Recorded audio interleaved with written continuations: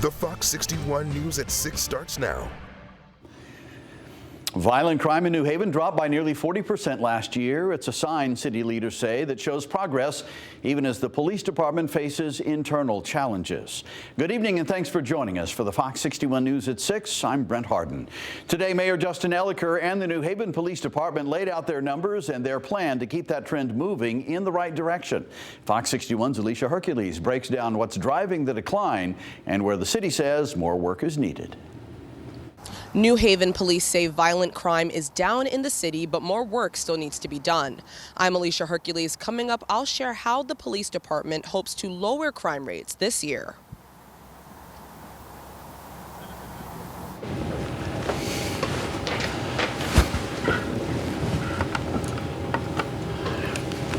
All right, we're having technical problems there. We're sorry about that. We'll try to get back to Alicia's story a little bit later here in the newscast.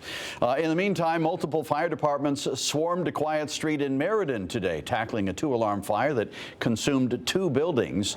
Fox 61's Victoria Anderson talked to neighbors and first responders on the scene. Earl Howard, who lives behind me here on Gracie Avenue in Meriden, said he heard a loud explosion and screams coming from his neighbor's house. What followed was a 2-alarm fire that engulfed the home and sent one man to the hospital. I ran out and I got the woman.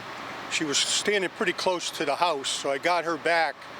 As soon as we got back, one of the tanks, probably to the gas grill, exploded. The fire alarm call came in around 10 a.m. with Meriden police first on the scene. The police were dragging her father from the back of the house over to the side, and it seemed that he was all right. They took him away in the ambulance. Neighbor Earl Howard told us a man lives in the main home while his daughter and grandchild live in the property's second side home. Authorities told us the man is being treated for non-life-threatening injuries. We had heavy fire coming out the left side of the building and the front of the building, and it was rapidly extending up into the second floor. The Meriden Fire Department had assistance from local departments in Middletown, Wallingford, and Southington, as well as aid from the Red Cross, working with the family on site. I can't believe it, and the guy's the nicest guy you ever wanted to meet, waves everybody. Howard said his neighbor is the go-to guy for any random thing you need. A frequent host of tag sales, his front lawn always filled with toys and trinkets, now ash. I don't know what they're going to do. The house is a total loss. The fire marshal's office has begun an investigation into the cause of the fire, and we will bring you any updates on that as they come in to our newsroom. In Meriden, Victoria Anderson, Fox 61. All right, we're going to take you back to Alicia Hercules in New Haven with the story about last year's crime statistics. After the former police chief, Carl Jacobson, admitted to taking money from the department less than a week into the new year, Mayor Justin Elicker says the department remains focused on creating a safer community. Last week was a rough week, as we all know, but the New Haven Police Department goes full steam ahead. Mayor Elicker, joined by Acting Police Chief David Zanelli and the New Haven Police Department, reported that crime is down in the city in nearly every category in 2025 compared to 2024. 2025 data found there were 16 homicides, 43 non-fatal shootings, and 98 incidents of confirmed shots fired. While we did encounter one more homicide in 2025 than in 2024, these numbers represent a decrease of 51.7% in non-fatal shootings and a 45.6% decrease in confirmed shots fired compared to 2024. Acting Chief Zanelli credits the decrease in crime to the use of technology, like shot spotters and cameras, as well as help from the community. The community's really come forward in giving us more information, more so than I can remember in my career. Mayor Elicker says they've made progress, but still have a lot more work to do. We want to make sure we continue the momentum, and given the tough time that we had last week with the chief of police admitting to stealing money from the department, as you can imagine, that was an impact to morale. He says the department will remain focused and committed to the community.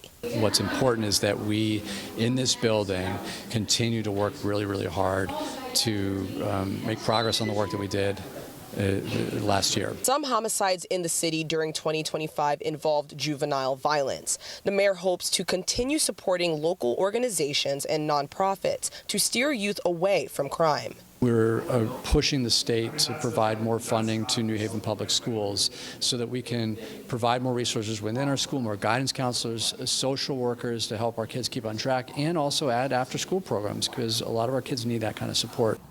Mayor Elliker closed the press conference by reading the names of the 16 homicide victims and held a moment of silence for them. We'll have the full crime statistics in this story on our website, fox61.com. In New Haven, Alicia Hercules, Fox 61. Alicia, thank you. A Wyndham man is behind bars in connection to a house fire in Hebron. The fire happened back in November on Church Street, and today we learned that 45-year-old Siobhan Calderon was arrested and charged with third-degree arson the same day the fire started. Nobody was injured in the fire, and 2 pets were rescued. All right, let's turn things over to the weather now. Some showers will be popping up around the state tonight, so if you plan on going outside, it's probably a good idea to have an umbrella handy. You're also going to need a coat moving forward. Chief Meteorologist Rachel Frank is here with the first check of the forecast. Rach? Yeah, maybe the heavy winter jacket's been in a 2-week hiatus in the back of your closet. We're going to need it by the end of the week, especially on Friday. There's a lot of rain to the west of us, but here's the thing. This rain is not necessarily moving in. A lot of what's going on to the west of us will kind of rotate up and miss to the north, but the showers you see south of us, those are heading in. So a few light showers and sprinkles out there tonight. Overall, we're not looking at a lot of actual measurable rain, but it could still be a little bit damp. A few raindrops up around Heartland right now. Otherwise, heading into the day tomorrow, we do see one more mild day, which is again, not what we expected yesterday. We were thinking that chill would start to move in. So we get a bonus day in the 40s, and then winter is back by Friday with a chance for some snow heading into this weekend. So feeling more like winter by Friday into the weekend, and also maybe looking a little bit more like winter too. Here's a look at the numbers. We're in the lower to middle 40s across the state. Wow. Low temperatures tonight will be in the 30s to right around 40, but we don't drop below freezing, so we're not concerned about icy roads or snow. And here's a look at temperatures tomorrow. We're already around 40 at 8 o'clock in the morning, mid 40s by noon, and then those temperatures will start dropping off. Single-digit wind chills by Friday morning. Your full forecast is coming up, Brent. Rachel, thank you. And of course, the state's cold weather protocol will activate tomorrow at 5 p.m. and last until noon on Friday. So if you need a shelter or a warming center, just call 211 or visit 211ct.org. Transportation can be provided as well. Well, Congressman John Larson and other Congress members filed 3 articles of impeachment against Homeland Security Secretary Kristi Noem today. The 3 articles include obstruction of Congress, violation of public trust, and self-dealing. Larson says this comes after the shooting of Renee Good in Minneapolis and reports of a protester being hit by a vehicle in Hartford last week. Larson says Noem prevented members of Congress from entering DHS facilities used to house immigrants and withheld funds for the Emergency Food and Shelter Program, which he says are all against the law. The Democrat also says he is working on a bill that would stop ICE from operating in communities without coordination with state and local law enforcement. A New York man is dead and another person is in critical condition after they were hit by a car in Stratford last week. The suspected driver now faces charges. Police say James Davis and another person who police did not identify were hit on South Avenue last Friday. Officials say Davis died in the hospital the next day. The driver left the scene, but detectives say they later found him in Bridgeport and they identified the suspect as Kevin O'Neill. He is out on bond tonight and expected to face a judge next week. A Bethel police officer turned herself in connection to a deadly crash in Shelton last year. State police say Jasenia Beaumonte took too long to call 911 after her brother caused a crash. Now, that crash happened on January 12th last year on Route 8. Investigators say Beaumonte's brother was speeding and driving too close behind another car. It was later determined he was under the influence at the time. And police say he hit that car, which caused it to hit another car, and a girl who was a passenger died from her injuries. Officials say Beaumonte's brother left the scene after the crash and say Beaumonte then met him to figure out what to do. Evidence shows it took her an hour and 16 minutes after meeting her brother to call 911. Beaumonte is charged with accessory to evading responsibility and hindering prosecution. First Selectman Dan Carter told us a few hours ago she is on administrative leave and she is under an internal investigation now. Well, state police arrested a Massachusetts man because they say he pulled a gun on a state trooper more than 2 years ago. Detectives say a trooper in Killingly found Reuben Muller inside a car that was connected to some robberies in Putnam in Rhode Island.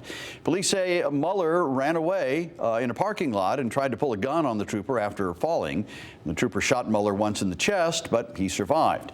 He is now facing 3 charges, including attempted assault.